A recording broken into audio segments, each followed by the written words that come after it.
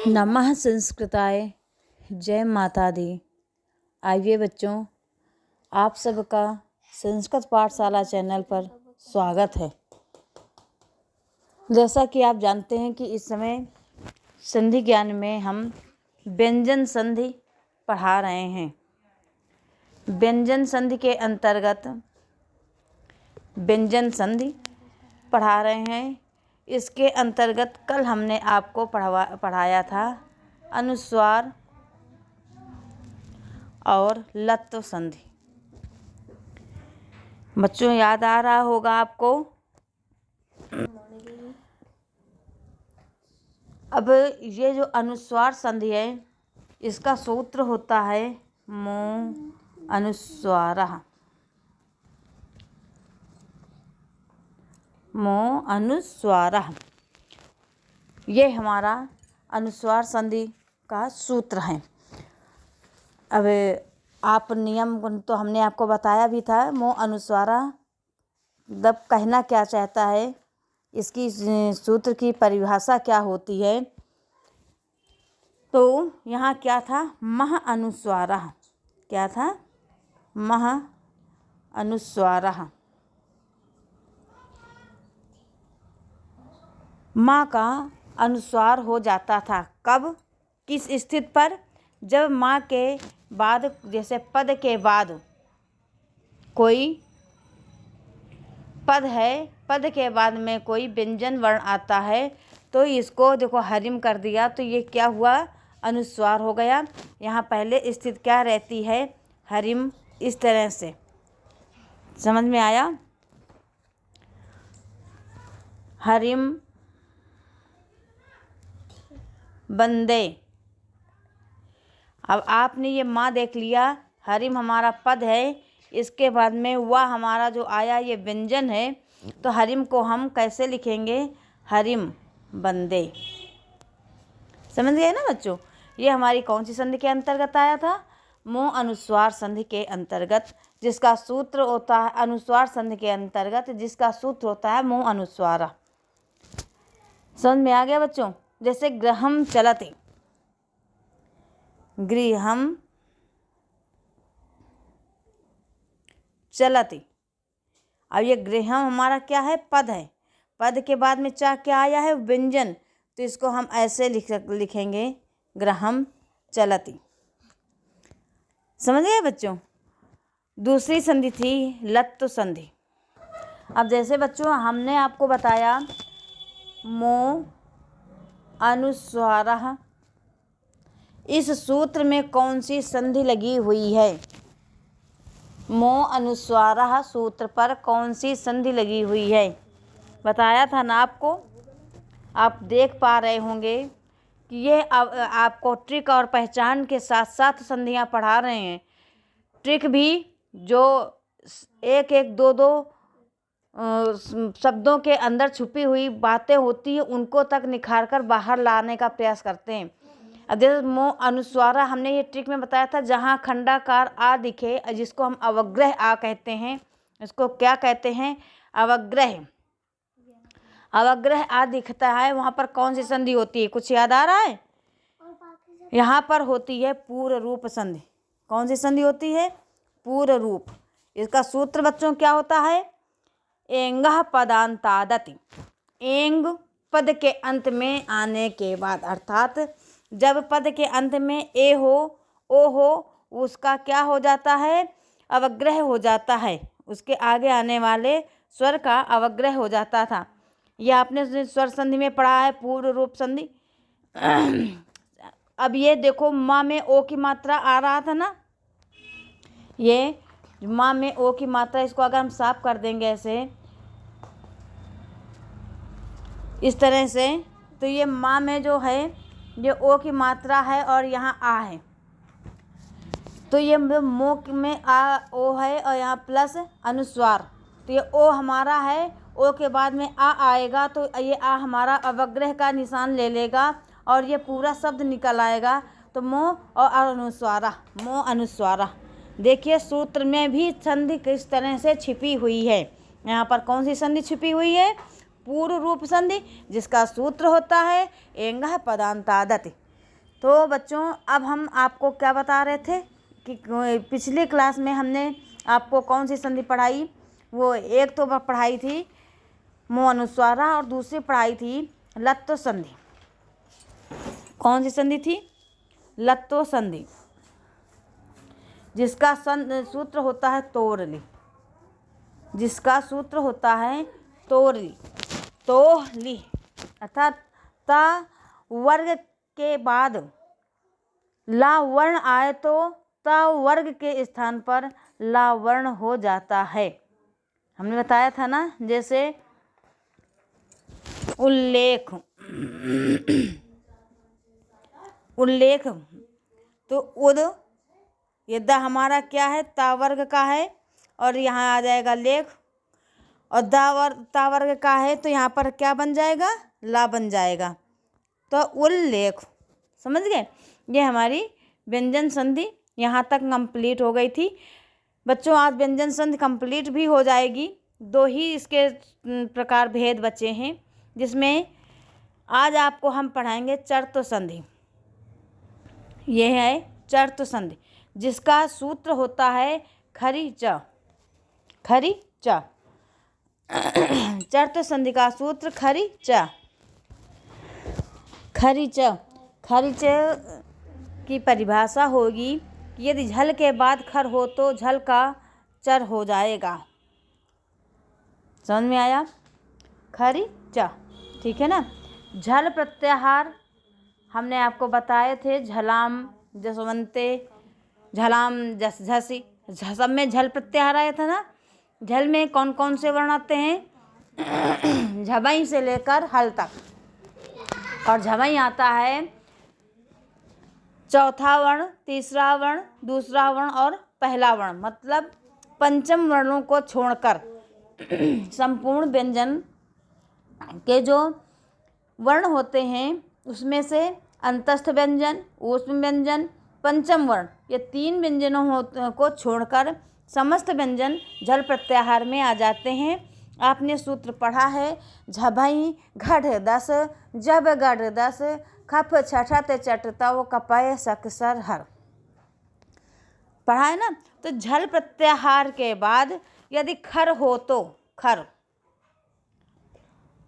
झल प्रत्याहार के बाद यदि खर हो तो आपको क्या करना है? झल के स्थान पर चर हो जाएगा।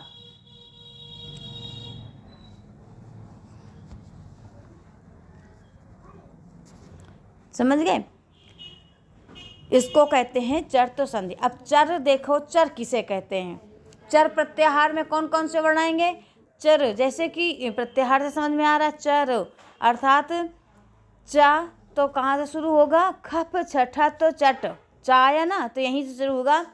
चा, टा, ता, फिर वह लिखा नहीं जाएगा, फिक्का, पा, य, और फिर सा, सा, सा, रा भी नहीं लिखा जाएगा, इतने वर्ड आएंगे। देखो तो चा, टा, ता, का, पा, या, सा, स। समझ गए ना? इसको कहते हैं चर। और खा से दूसरा वर्ण। अब आप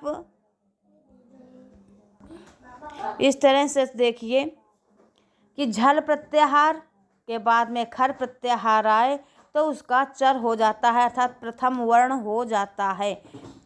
किसके स्थान पर? झल प्रत्याहार के बाद झल प्रत्याहार जितने वर्ण होंगे, झल वर्ण होंगे, वो चर में बदल जाएंगे। झल का यहाँ पर डाल दो आप 4, 5, सॉरी इसमें उल्टी 4, 3, 2, 1, इसके बाद में +2 और 1 हो तो यहाँ पर क्या हो जाएगा? केवल 1। समझ गए?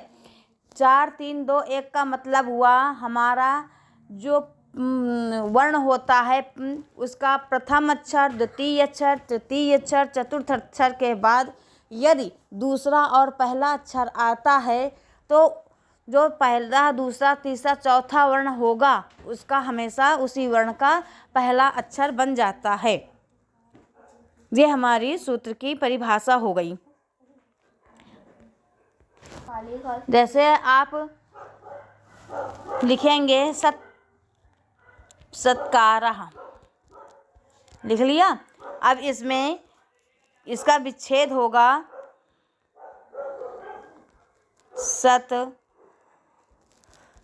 सदकारः।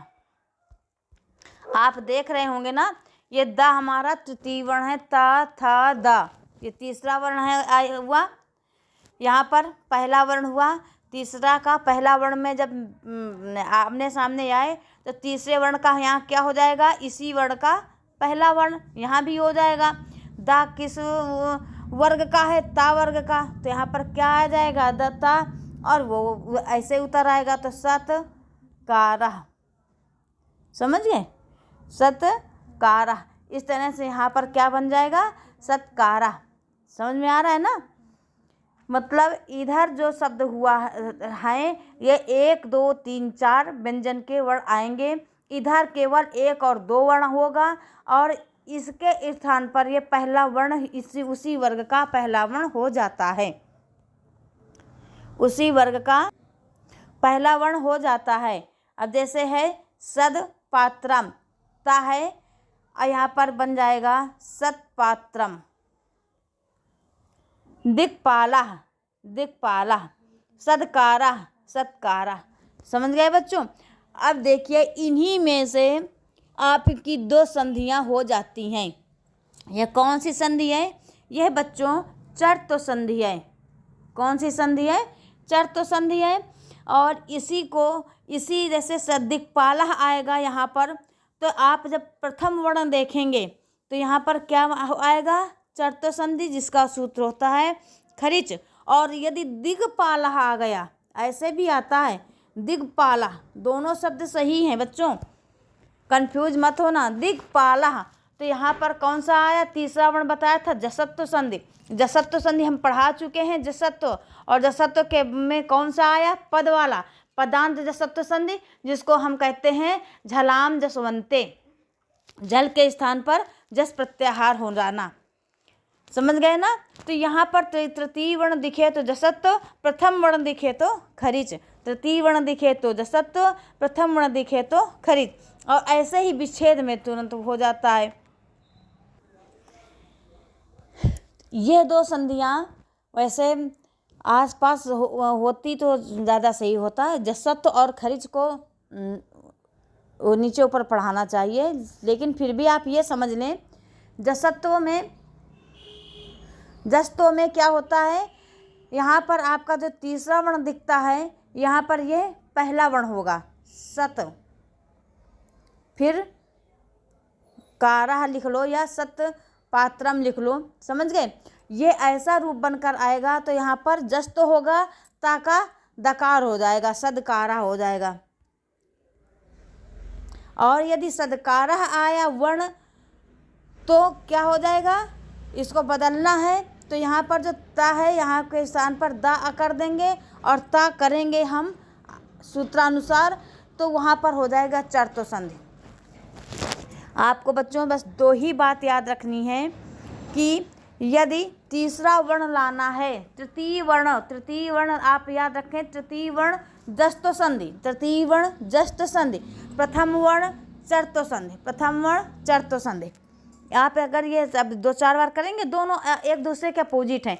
विच्छेद में इधर तृतीय होगा, उधर प्रथम होगा, और जब लिखा जाएगा तो इधर प्रथम होगा और उधर तृतीय होगा। बस इतनी ही बात है। इसके बाद में बच्चों व्यंजन संधि की एक संधि और बच रही है, जो हमने कल आपको एक बताया भी था, लेकिन ज़्यादा हो रहा था, ज़्यादा बड़ा वीडियो ना बन जाए, इस वजह से 2 सूत्र हम पढ़ा चुके थे। 2 भेद, 2 प्रकार व्यंजन संधि के कल हो गए थे, इसलिए हमने वहाँ पर स्टॉप ले लिया। अब वो भी संधि आप यहाँ पर देख लो, जैसे कि अब ये पर सवर्ण संधि का नाम है, व्यंजन संधि का पर सवर्ण संधि भेद है, और अनुस्वारस्य यही पर सवर्णः ये क्या हो गया, सूत्र हो गया। यह वर्ग उस वर्ण को छोड़कर शेष सभी व्यंजन यह वर्ण प्रत्याहार में आते हैं। यह प्रत्याहार में उस व्यंजन को छोड़कर संपूर्ण व्यंजन होते हैं। देखो हा को छोड़ दो उधर तो हाय वरट लड़ इमंगड़नम झमई घड़धस जब गड़दस खप छठत चटता कपाय सकसर और हालो, तो सा रो यहाँ तक और हा ये इधर काट दो और हा उधर कट गया, तो यहाँ पर कहाँ तक आया, कपय के या तक और हायवरट के या से चालू होकर, अर्थात यह प्रत्याहार में वो सभी व्यंजन आ जाते हैं जो सक्सर को छोड़कर। अब बच्चों यहाँ पर सवर्ण संधि है, सूत्र आप अनुस्वार से यही परिसवर्ण उस वर्ण को छोड़कर शेष सभी व्यंजन यह वर्ण में यह प्रत्याहार में सम्मिलित हो जाते हैं। पर सवर्ण क्या है, देखो यह वर्ण आए अपदांत हो तो उसका क्या होता है, पर सवर्ण हो जाता है, बाद वाले वर्ग का पांचवा वर्ग वर्ण बन जाता है, बाद वाले वर्ण का पांचवा वर्ण बन जाता है। जैसे चंपा, समझ गए ना, तो चंपा, अब ये हमारा पा कौन सा प्रत्याहार है, यह प्रत्याहार है, कपाय कपाय पाता है ना, तो पा हमारा क्या है, यह वर्ण है।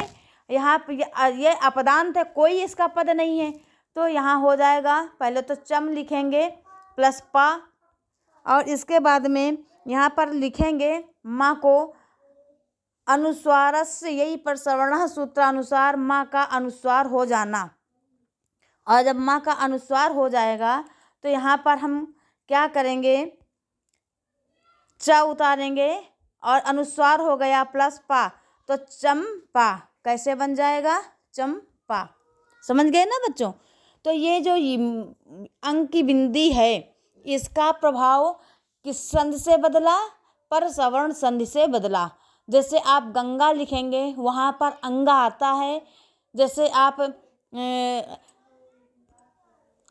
कोई भी उदाहरण है उनको आप इस तरह से देखिए, जैसे मंच मंच माच, और ये जो अंक की बिंदी है, अंक की बिंदी किसका बोध कराती है, चा के पंचम वर्ण का, चा के पंचम वर्ण अर्थात यहाँ।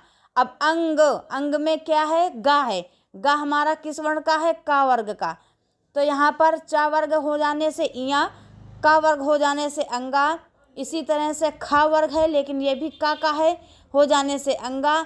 शांत में देखो ता है, ता वर्ग का पंचम वर्ण ना, तो यहाँ पर जो अनुस्वार है वो क्या है, ता वर्ग का पंचम वर्ण है।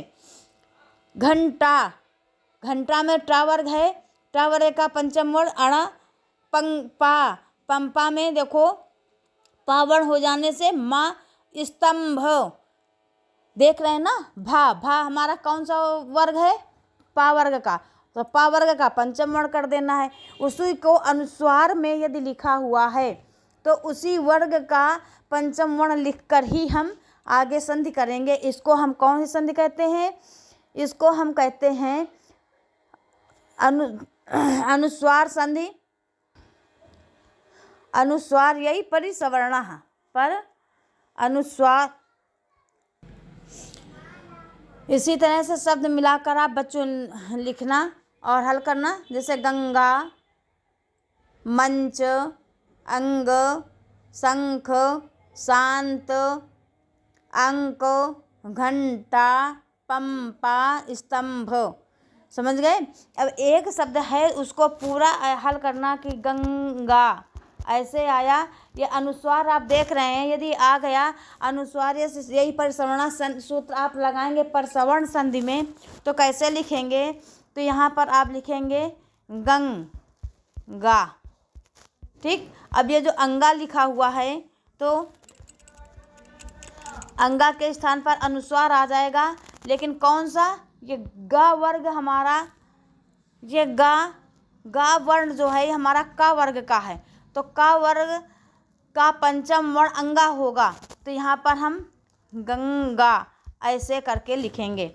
इसी तरह से सभी संधि में होगा, जैसे शांत, शांत ऐसे लिखा है, इसको जब हम हल करेंगे तो त वर्ग का पंचम वर्ण ना, तो जो अनुस्वार है इसके स्थान पर क्या आ जाएगा? ना। तो शांत, तो ना में हलंत होता है तो इसको क्या मानते हैं? आधा व्यंजन। तो आधा व्यंजन करके अर्थात शांत, इस तरह से करके लिख देंगे। समझ गए बच्चों? ये हमारी व्यंजन संधि, ये हमारी पर सवर्ण संधि है। पर सवर्ण, पर सवर्ण जैसा कि आप ट्रिक जो पूछते हैं उसका मतलब बता रहे हैं कि पर अर्थात बाद में, पूर्व अर्थात पहले। समझ रहे हैं ना? पर मीन्स बाद में, बाद में आने वाले व्यंजन का सवर्ण हो जाना, सवर्ण में भी सवर्ण पंचम हो जाना, पांचवा अक्षर हो जाना, सवर्ण का पांचवा अक्षर हो जाना, पर सवर्ण संधि होता है। सूत्र होता है अनुस्वारस्य यई पर सवर्णः। अब सूत्र के अनुसार यय प्रत्याहार हो जाने से हमारा जो अनुस्वार है वो पर सवर्ण में बदल जाएगा। आप बस इतना ध्यान रखें कि यह प्रत्याहार के आने पर हमारा जो वर्ण होगा वो पंचम वर्ण में बदल जाएगा। सवर्ण होने पर पंचम वर्ण, सवर्ण का मतलब यहाँ पर आया ता वर्ग, चा वर्ग, का वर्ग, टा वर्ग, पा वर्ग। समझ गए ना? तो यही सवर्ण है, मतलब कि वर्ग का जो मेन है उसका पांचवा वर्ण हो जाता है। यह आपकी हो गई व्यंजन संधि। व्यंजन संधि में हमने कितने प्रकार बताए बच्चों? पहला हमने बताया आपको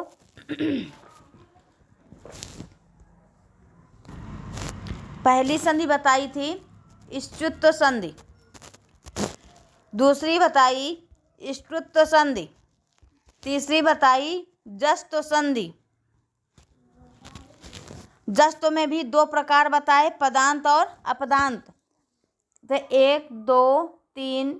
इसके बाद में चौथी संधि हमने बताई आपको अनुस्वार संधि, पांचवी बताई तोरली, तोरली संधि, छठवीं बताई चरत्व संधि, चरत्व संधि। फिर इसके बाद में सातवीं संधि है